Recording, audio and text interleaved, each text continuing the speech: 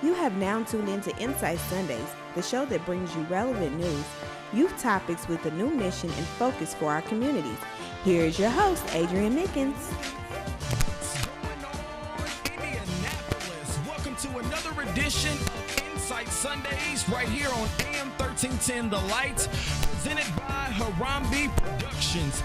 As always, we have to give a shout out to all of our sponsors, which are Andrew J. Brown Academy, Indiana Christian Leadership Conference, or ICLC, Buns and Bowls Hair Salon, Bethesda Temple Southeast Campus, New Vision Lighthouse Ministries, Interbeauty Program Incorporated, New Breed of Youth, Lighthouse Academy Charter Schools, Providence Crystal Ray High School, Vitality Bowls, Sam Ash Music Store, Off the Hook Fish and more, Soul Cycle, and Beach Grove Bible Church. All right, Indianapolis, as always, we have another spectacular show for you guys today in the city. Today in the house, we have Miss Patrice Holmes. Patrice Holmes what's is up? in the house, everybody. And today she's going to share with us about a company that she's just started. And I personally know that she has put her heart and soul into this company that she wants to share with you guys today. So we're going to get a quick meet and greet. What made you want to start the company called Inspired on Purpose? Wow. Well, thank you so much, Adrian, for inviting me. And really, it's interesting. I, for years, have been doing photography. Actually, my family calls me the family historian. And my friends call me paparazzi. Okay. So between the two of those groups of people, I knew that photography was something that I always wanted to do.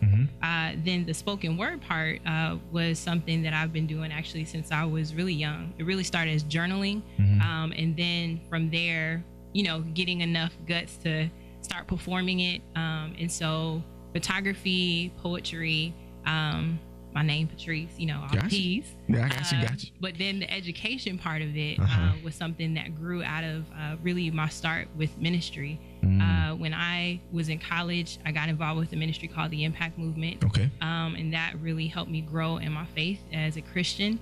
And then when I graduated, I ended up coming on staff and I started serving with the Impact Movement and Crew Campus Crusade for Christ for about 10 years, Okay.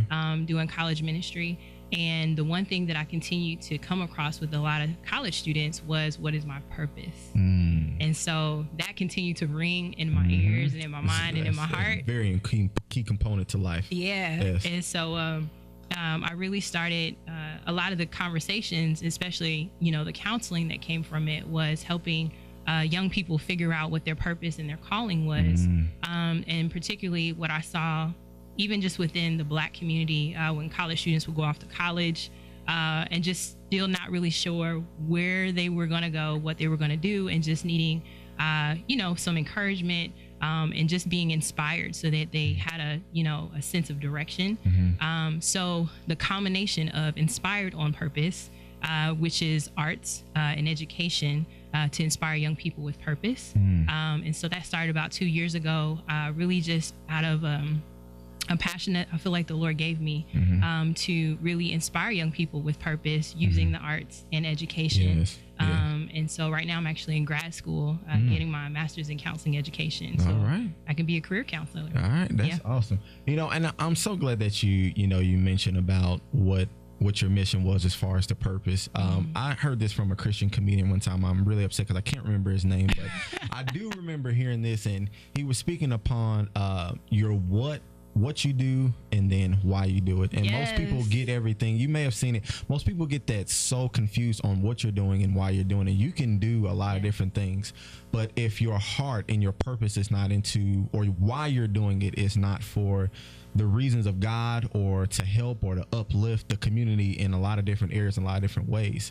then you shouldn't be doing, what you're doing. Like I said all the time, kind of repetitively on the show, most teachers shouldn't be teachers. Just because you can read doesn't mean you have the patience. We just got done talking about that before we start airing the show. If you don't have the patience to work with children, you need to get out of that field. Yeah, Anybody can read to study to be a doctor, especially a children's doctor. You see what I mean? But when you actually have a child come in there that's acting hysterical and you're treating them him like a 40-year-old man, Yeah. you're going to have some issues, especially with the parents, because you need to have patience. Ooh, yes. You need to be patient, Yes. and you need to be patient, Yes, be patient all yeah. the way around the border. So Yeah. know your what and know your why too as well. Yeah, I remember the guy's name. I can't remember his last name, but his name is Michael Yep, something, yep. Michael J something or whatever. Yeah, that's but yeah, true. he was like, it was about knowing your why. Yeah. Absolutely. I love that quote, Once too. before I ask the next question, for everybody who's out there listening, I forgot to announce as always, please tune in with us live on Facebook. Once again, tune in with us live on Facebook at Insight Sundays. You can check us out on Twitter, Instagram, or Snapchat. But right now, you can catch the stream live. We want to hear your comments. Maybe you want to ask our guest in the studio today some questions or some information that we can share with her too as well. So coming back to the questions here for the show, I know that you do some things with IBE, and I know that you did a big thing at an award ceremony that they just had maybe a couple of weeks or so ago. Are you doing anything this up and coming week for Expo? What we got going on? Yes. So, with Indiana Black Expo, which is always during the week of my birthday. So, July 21st, shout out to all the July birthdays. August. Hey, right after. With IBE, actually, the president, Emil Ekiyor, is actually my boss or my supervisor at Providence Cristo Rey High School, where I serve as a recruiter for the school. And so really just helping students get into the high school. But he was really a big part of encouraging me to become a member of the Indiana Black Expo. I'd always gone to a lot of different celebrations that they had, but never really got involved. And so what I've seen and what I look forward to is just learning more about the service piece, but also to really uplifting and empowering the Black community to be able to, network, but also give back and do, positive work to, build up our community. Now, what's your opinion on how Expo has grown over the years? I've been living here since 1994. And I've seen, the Expo go through a lot of different changes and phases and different things like that. So what's your opinion on their growth and what they're doing with the community now? Well, one of the things I had an opportunity to shout out to Miss Frida, who was able to get me to go to, they had their statewide conference maybe about a month ago, and I got a chance to go. And so it was really enlightening. There was a lot of information that I learned, but I would say what I've seen grown is really the education piece, and really just trying to instill within our community the importance of education, and finding different avenues to do that, and that it's more than just the free concerts and all the concerts that you hear about over the summer, because they do things year round. Yes. And so they do a lot of programs for youth. They do a lot of programs for even adults, but really what I would say, particularly what was good for me to see is all the different things that they're doing with the youth. And so they're going to be different workshops. I don't know all of them off top, but they're going to be different workshops leading up to, the Expo. And then, of course, if you check out the like at the convention center, they'll have all kinds of things going on, health screenings. Do you have a booth out there this year, or are you with Providence? Or I'm actually, ironically, going to be doing stuff with my church. Oh, okay. Yeah. So shout out to Solid Word Bible Church. All right. So we'll be doing some things out there with my church. But yeah, there's tons of stuff, and that's the thing. Like, one of the things I'd probably like to do next year is to have a booth for Inspired on Purpose. But for now, I think a lot of it is, just getting my feet wet and learning more about what all of IBE does. Because I've been in and out of Indiana for, I've lived here now officially probably the last 10 years. I'm not from Indiana or not from Indianapolis. But when my mom retired from the military, we moved here, and I went to high school at Tech, and then went to college at Purdue, and then I moved away, lived in Florida, and then came back. And so since then, going back and forth. So I feel like the last 2 summers have probably been the first summers where I feel like I know what's going on in my city. I see. Yeah. So as the family coordinator, or what was the official title again? Recruiting coordinator. Recruiting coordinator there at Providence Cristo Rey. And shout out to Principal Dinkins too as well, Woo-hoo. if he's listening. Mr. Dinkins. How has it been, and how long have you been had that title there? I've been there now. It was May of last year, so going on a little over a year. A little over a year. So, Yeah. as the family coordinator there, what do you see as far as the families who like to enroll their children into the school? Would you say that Providence Cristo Rey is the school to enroll your child into? Yeah, atmosphere wise. Yeah, I personally think so. Like, so here's my thing. Mm-hmm. So, I love this school. I love what the school does. Mm-hmm. The biggest things that I would say that the school has to offer kids is the internships. Mm-hmm. So they have a program called the Corporate Work Study, where students get a chance to work 1 day a week, doing things like, working at hospitals, working at law firms, architecture companies. So they can work at big name companies like Eli Lilly, the Zoo, Eskenazi Hospital. They could work at Indiana Motor Speedway, just, a variety of different things, even like the Urban League. So just a lot of things, even within a community and even outside, because some of them go as far as even into Carmel to work at some of these businesses. And the things that they learn, I think, are really valuable in terms of social skills, because a lot of our youth today, I think, are really missing that due to technology and just kind of hiding behind the computer and trying to interact when they get to actually have face-to-face conversations with an adult and learn social cues like shaking hands, looking in your eye. Very important. And then also being able to have that confidence, when they talk to an employer and say why they should be hired. We do job fairs. We teach them how to write a resume. I actually taught them, did a class for our new freshman incoming class using different assessments to help them figure out their strengths, and then utilizing that to help plug them into the different companies that will be a good fit for them. So with that, along with the academics, they get to do college preparatory classes their junior and senior year, where they get to actually go to campus at like IUPUI or Marion University and take classes. And so there's a lot of opportunities that our students get to have that a lot of students, unfortunately, in high school don't. And so I think that they're more prepared to face, the real world when they go into college and post-college when they're looking into a career. As a recruiting coordinator, what are some challenges, pros and cons that you have to deal with as far as working with parents and enrollment and different things like that could help assist you better with Providence Cristo Rey?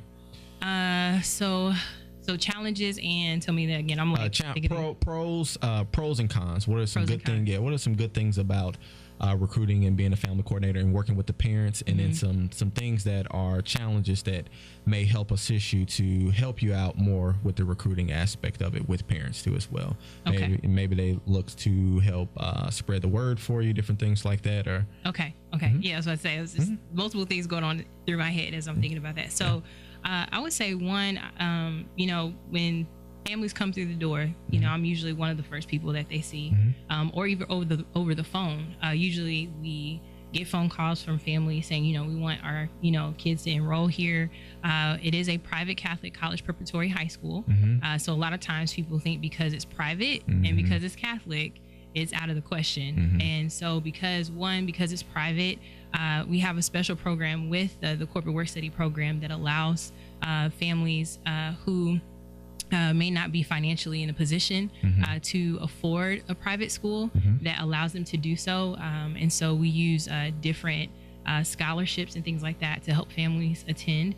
And then the companies actually pay 75% of the tuition for families to attend. So in essence, families come out of pocket only about $300 for the entire school year for a private school education. Gotcha. And so with that, I think families talking to them, kind of breaking down different aspects of the school. What does that mean? And because it's a Catholic school, we have majority of our children, a majority of our students are not Catholic.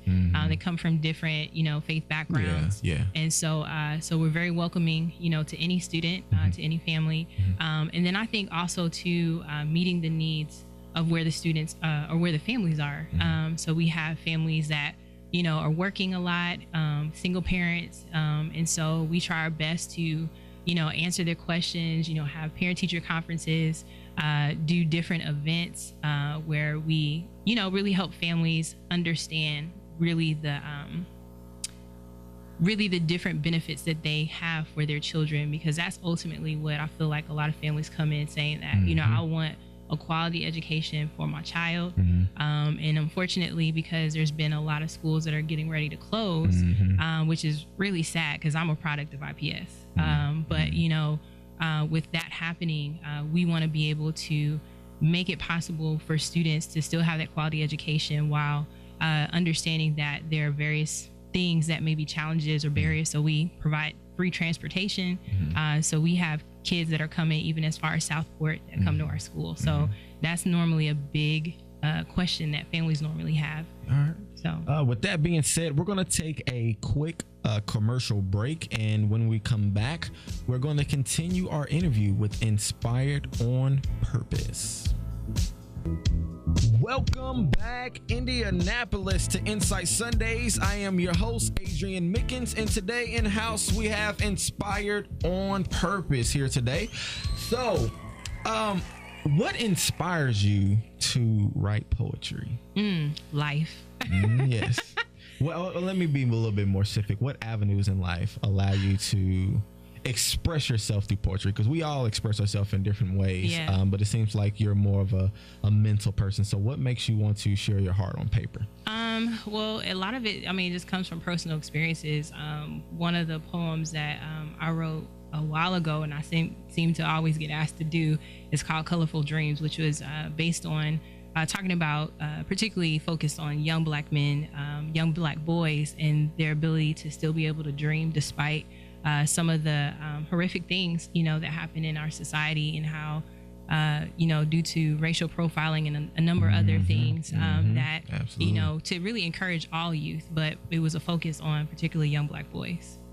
And besides Maya Angelou, I know that's everybody's favorite to say. Yeah. Who are some underground poetic people that the people in Indianapolis may need to know about? Some of your secret poets that you like. Okay, so there's just one person, and she doesn't probably even know that I think that she's an inspiration to me, and that is Mariah Ivy. And so shout out to her. Native. So she's been an inspiration. I've been able to go to some of the open mics, that piece, and there's a lot of other poets that are not coming to mind right now, but she was literally the first one that came to mind. But one of the things that I would say about underground poets, and there are two that I don't know very well, but I met them recently, Matt, and I can't even remember his other name, but shout out to you, and you may know who I'm talking about. But these two brothers, they're young, and listening to them and their artwork, in their art form, really, they do a lot of great things. And there's so many other poets in Indianapolis, that Indianapolis is growing in the poetry scene. And so that's something that has been inspiring me, and then also giving me the courage to get out even more.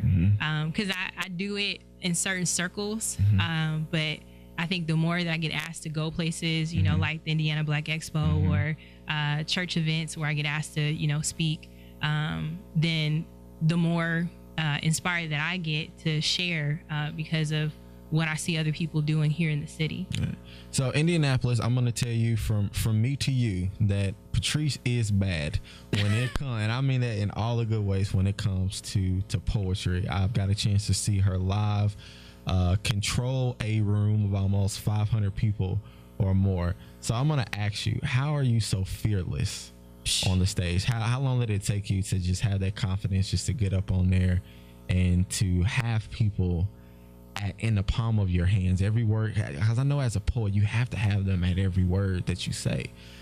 When did you know that you had reached that level?